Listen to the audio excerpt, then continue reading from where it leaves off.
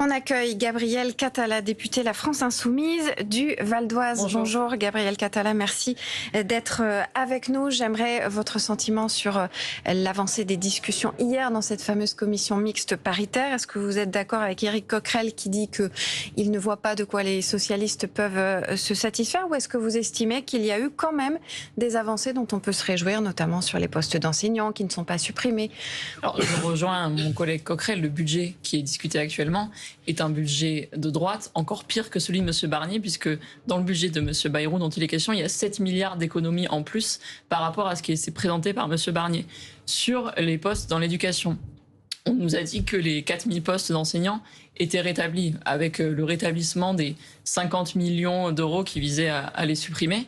Mais les 58 millions d'euros dont l'objet était de former ces enseignants, eux ont disparu. Donc j'aimerais qu'on m'explique comment on recrute 4000, comment on conserve 4000 postes d'enseignants sans qu'ils soient supprimés s'ils ne sont pas formés. Et sur le budget de l'éducation, on a toujours 1 milliard en moins. Là, moi, je viens de recevoir un message du rectorat de là où je suis élu. Il y a 250 écoles dans le département du Val d'Oise où il manque des enseignants. Donc, quand on est de gauche, le sujet, c'est pas uniquement de conserver des postes, c'est de veiller à ce que de nouveaux postes soient créés et de veiller à ce que le métier d'enseignant soit plus attractif pour que l'éducation nationale fonctionne mieux. Et j'aimerais entendre les socialistes sur l'AME, parce que ce matin, à 9h, la CMP a repris et il y a plus de 100 millions en moins pour l'aide médicale d'État, qui était soi-disant une ligne rouge. Et là, pareil, l'aide médicale d'État, c'est un marqueur à gauche, c'est une nécessité de santé publique. Et quand on est de gauche, on devrait se battre pour que le budget de l'AME soit augmenté, puisque la moitié des gens qui y ont droit ne l'utilisent même pas, ce droit-là. Si c'est pas augmenté, c'est pas en moins. Non, c'est pas. Là, il y a 100 millions en moins.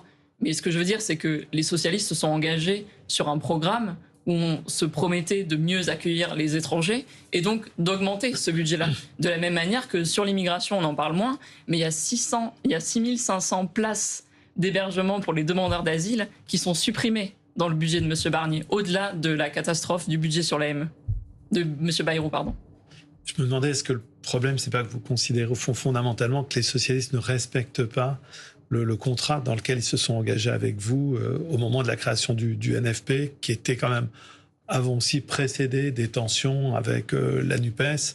Et au fond, on voit que c'est des questions encore beaucoup plus fondamentales, au-delà de toute considération, quelles que soient peut-être les concessions que François Bayrou aurait pu faire. Est-ce que c'est pas ça, au fond, le fond du problème? C'est que vous considérez que politiquement, ils respectent pas leurs engagements vis-à-vis de vous? Effectivement, ils ne respectent pas, puisqu'on s'est engagé dans une union qui était fondée sur un programme, qui n'était pas juste fondé sur la conservation de nos postes à l'Assemblée nationale ou sur des nouveaux députés élus.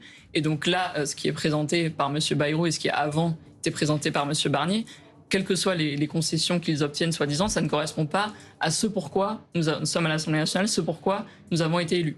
Et au-delà de ça, c'est pas une question de respecter les communistes, les écologistes et nous, les insoumis, c'est une question de respecter les électeurs. Là, les socialistes vont dire « Oui, on n'est pas les toutous de M. Mélenchon ». Mais ce n'est pas une question de M. Mélenchon. C'est une question qu'il y a des gens qui ont voté pour eux et qui attendent qu'ils soient beaucoup plus fermes. On ne peut pas répéter pendant des mois que l'élection législative n'est pas respectée, que Mme Castet aurait dû être nommée Première ministre ou qu'ensuite il aurait dû avoir un Premier ministre de gauche pour ensuite dire qu'il est formidable d'avaler un budget de droite avec 7 milliards en moins par rapport à un budget déjà austéritaire et un budget qui était déjà austéritaire par rapport à celui de l'année d'avant, puisque les budgets d'austérité qui se succèdent, c'est depuis 7 ans, c'est pas nouveau. Voilà.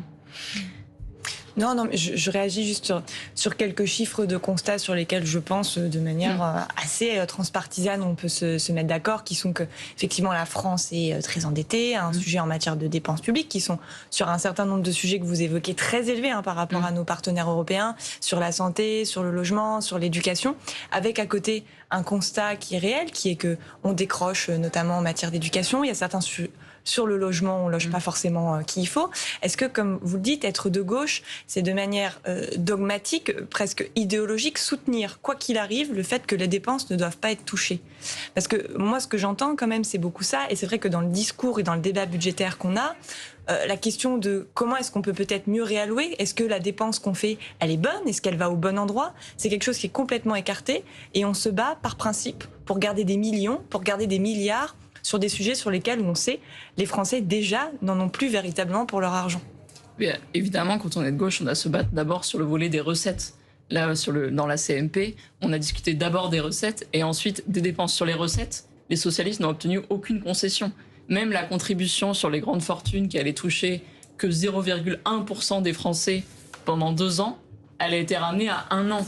Il me semble que quand on est élu sur un programme où le but est de rétablir l'impôt de solidarité sur la fortune qui s'est appliqué pendant 30 ans dans notre pays, la taxation des super profits, la taxation des super dividendes, la taxation des rachats d'actions, on ne peut pas dire qu'il est formidable qu'il y ait plus de 24 milliards de coupes sur les services publics et pas de nouvelles recettes pour plus de justice fiscale. Donc moi, évidemment, je suis d'accord, il y a des dépenses qui ne servent à rien. Par exemple, le Sénat a supprimé le Haut Commissariat au plan que présidait M. Bayrou. Le fait qu'il l'ait supprimé montre peut-être que c'était un poste pour satisfaire M. Bayrou, mais que ce Haut Commissariat au plan, qui n'a pratiquement produit aucune note, ne servait à rien. De la même manière que le Sénat avait supprimé les avantages des anciens premiers ministres, notamment les chauffeurs dont ils continuent à bénéficier, les bureaux, etc. Ça a été rétabli en CMP. Donc là, pareil, c'est un signal scandaleux pour les gens. Comment peut-on accepter que ce genre d'avantages que les gens détestent, qui sont extrêmement mal vus, soient revenus dans le budget, alors qu'on coupe tous les budgets des services publics. Il y a aussi des millions d'économies là sur la santé, des millions sur le pass culture, sur l'aide au public au développement, 800 millions en moins sur l'enseignement supérieur et la recherche. Tout ça n'est pas possible. Rien que le rétablissement de l'ISF rapporterait plus de 10 milliards d'euros. Un ISF climatique rapporterait plus de 15 milliards. Donc il n'est pas possible d'accepter ce genre d'austérité. Oui, MT, il faut rétablir l'ISF. Moi, j'ai une question sur ces différents points. Vous dites que le budget est de droite. Écoutez, il est très à droite, encore plus à droite que les budgets précédents. Du coup, j'avais une question. Qu'est-ce que c'est qu'un budget de gauche lorsque la France dépense à peu près 58% de son produit intérieur brut pour la dépense publique? Et qu'est-ce que c'est qu'un budget de gauche si, par rapport à votre échelle actuelle, on a actuellement 50% de prélèvements obligatoires, c'est-à-dire que 50% de la richesse nationale est prélevée soit par des taxes, soit par des cotisations sociales ou patronales ou par des impôts? Qu'est-ce que serait qu'un budget de gauche en faveur de plus de justice sociale, alors qu'actuellement, avant redistribution, l'écart entre le premier décile et le dernier décile est environ de 20 à 30 points.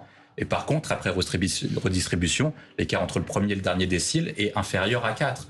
Donc, en fait, pour vous, déjà avec des chiffres qui sont quand même assez redistributifs et qui prélèvent déjà beaucoup de personnes, et dont les impôts, les taxes représentent une grande manne déjà de la richesse nationale, en fait, à quel niveau pour vous il faudrait arriver pour arriver à un budget de gauche? Est-ce qu'il faudrait arriver à 70% de dépenses publiques, 80% de dépenses publiques, 60% de prélèvements obligatoires, 65% de prélèvements obligatoires? Parce qu'on est déjà à une échelle qui est considérée élevée dans l'ensemble du monde. C'est pas une question de pourcentage de la dépense publique. Je viens de le dire, c'est une question de justice fiscale. C'est que chacun doit participer en fonction de sa fortune. Quand je vois M. Bernard Arnault qui invente que le Made in France va être taxé comme jamais, alors qu'on parle d'une taxe où il dit que c'est 40%, en réalité ce n'est que 35% pendant 1 an, et alors que son entreprise LVMH a réalisé 13 milliards de profits l'année dernière, dont une grande majorité part en France, il n'est pas possible d'entendre des choses pareilles de la part d'un homme dont la fortune a été multipliée par 4 depuis l'arrivée d'Emmanuel Macron.